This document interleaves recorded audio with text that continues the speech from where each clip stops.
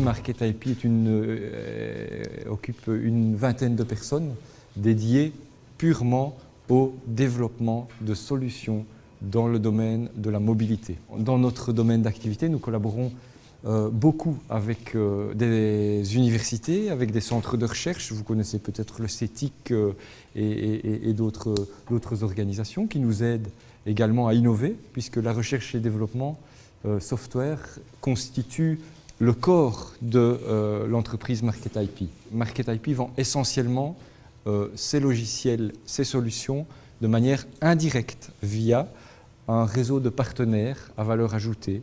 On en parlera pour l'implémentation des produits dans le marché. Ce qui, et c'est la thématique aujourd'hui également, ce qui nous donne la possibilité d'avancer relativement rapidement et de manière organisée dans le développement de nouveaux marchés.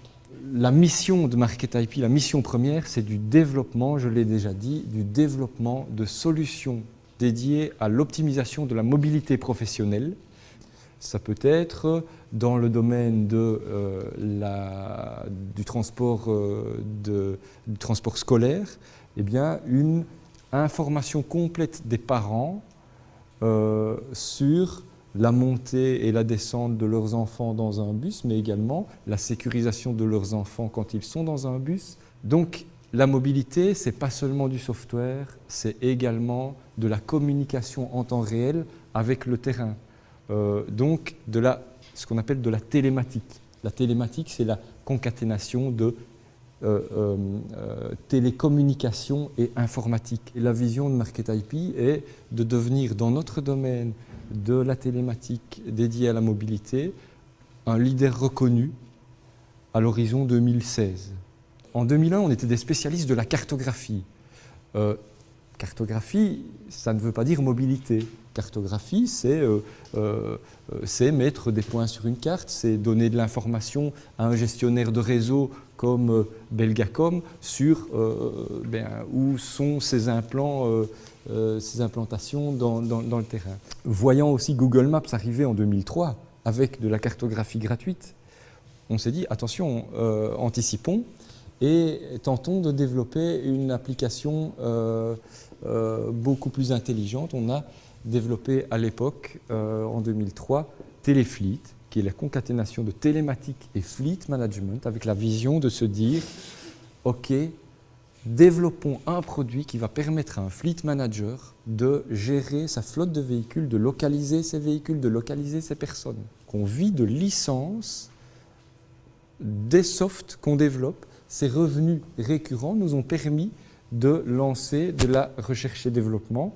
pour faire évoluer Téléfleet vers un vrai système de gestion de flotte de véhicules qui est en constant développement depuis 2003. Et à partir de 2009, on a commencé à se dire « oui, mais la mobilité, c'est bien. Téléfleet, ça permet d'avoir du temps réel, ça permet de localiser en temps réel, ça permet de mesurer en temps réel et ça permet de faire de l'analyse d'activité post-opérationnelle. » On s'est dit « mais on a la base cartographique, nous on est des cartographes au départ, pourquoi ne pas aller dans le pré-opérationnel ?» Tout ça fait le lien entre notre métier de cartographe, notre métier de collecte de données en temps réel et analyse, mais également apport de valeur ajoutée opérationnelle pour les entreprises en pré-opérationnel. Donc on est éclectique, mais on essaye d'être focalisé. Notre expertise de base en mobilité, en communication, etc., nous emmène dans des tas de types d'applications.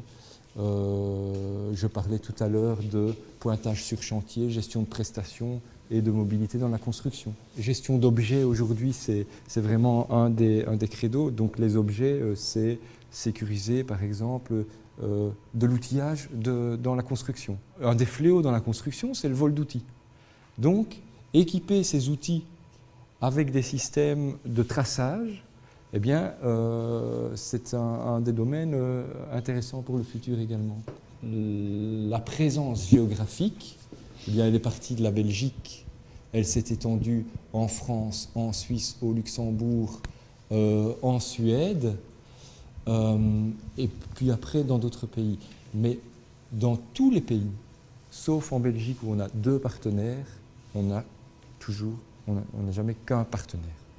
Comment est-ce qu'on a fait au départ? Bon, finalement, l'export, il s'est fait par hasard au départ. Il faut dire ce qui est. À partir de 2006, on a rencontré l'un ou l'autre qui nous ont dit « Ok, votre produit est intéressant ». On n'avait pas pensé à l'export. On était trop petits pour penser à ça. Et donc, on a développé un partenariat en Suisse, un partenariat en Suède, parce qu'on avait été présent sur un salon des technologies à Paris. On s'était dit « Ok, on va aller voir un peu ce qui se passe en dehors ». Mais il n'y avait pas vraiment de stratégie. Depuis 4 ans, il y a eu un renforcement de la stratégie de l'indirect. J'ai dit, OK, on continue sur l'indirect et on renforce l'indirect. On engage des commerciaux qui vont être dédiés au développement du réseau indirect, du réseau de partenaires. Donc on s'est dit, où est-ce que le marché est moins mature, est dynamique, où il y a moins d'acteurs et peut-être des segments verticaux qui nous permettrait d'être efficaces. Et à ce moment-là, j'ai déterminé le Moyen-Orient comme étant un segment de marché sur lequel on voulait aller. On ne voulait pas aller partout. On doit vraiment se dire, j'ai une stratégie, je me focalise et j'investis énormément de temps sur ces zones. Et on a trouvé là des marchés extrêmement dynamiques, extrêmement novateur, il y a une volonté d'être toujours le meilleur, de sortir toujours le premier un produit. Alors le Maroc, ça s'est fait après de longues négociations. On a commencé un partenariat voici 2 ans et demi, un partenariat très ambitieux pour ce partenaire.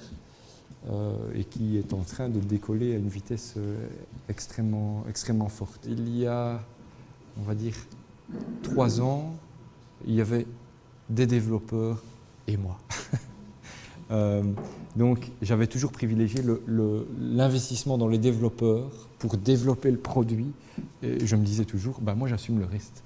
Donc on a dû changer ça évidemment.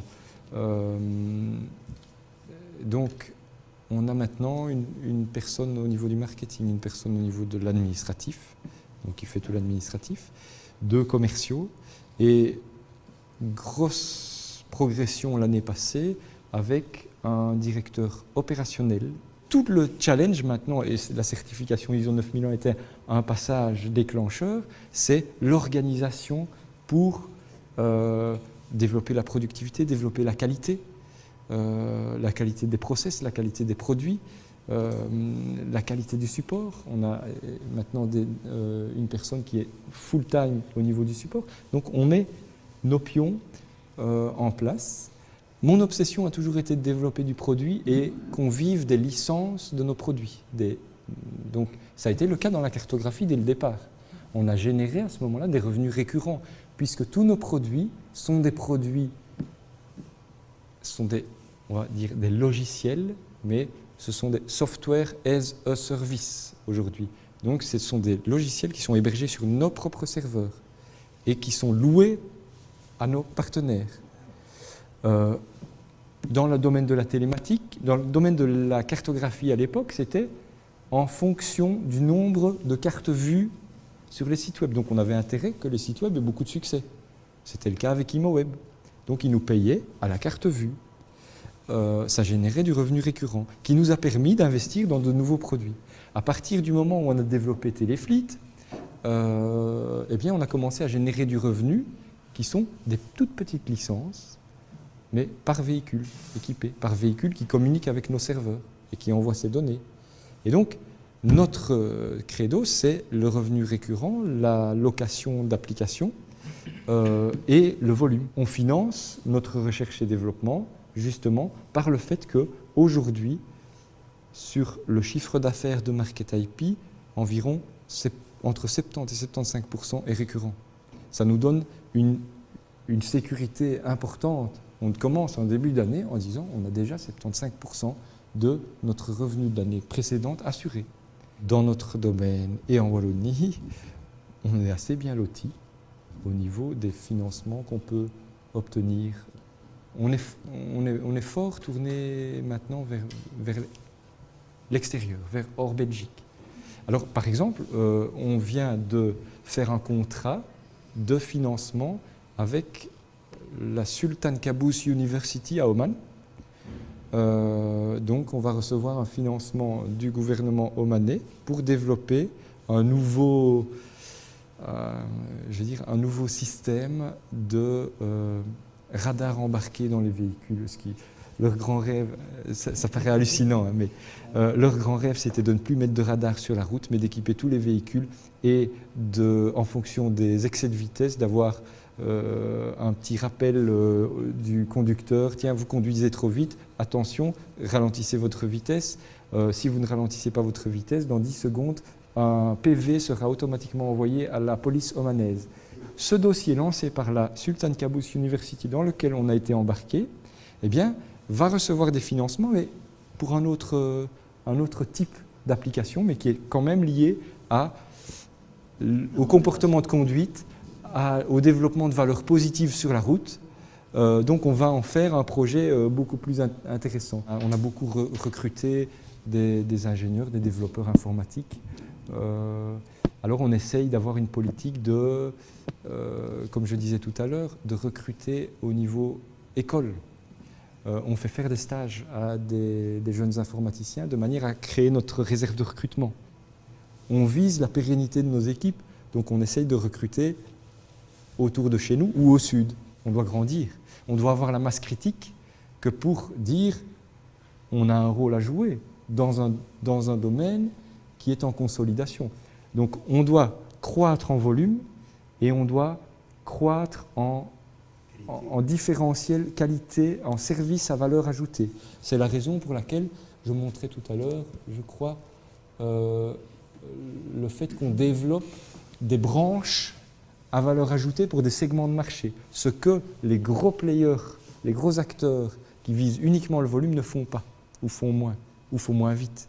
On s'est donné 2 à 3 ans pour être une société qui a une valeur sur le marché. Le but, c'est qu'en 2015, on ait 40% à l'export. Les challenges pour le futur vont être encore énormes.